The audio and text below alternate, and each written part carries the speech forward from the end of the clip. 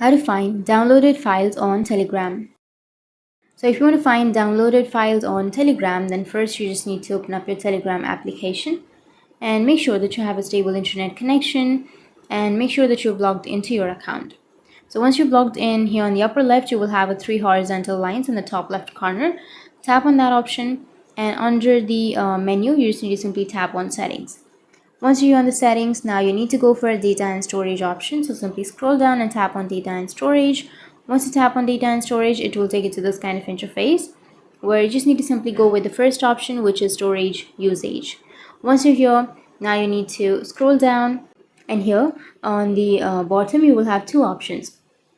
One is chats and the other one is media. So tap on media. Once you tap on media, here you will have all of the media that you have on your Telegram. So that's how you can find your downloaded files on your Telegram, and if you have any questions, feel free to comment below. Thanks for watching.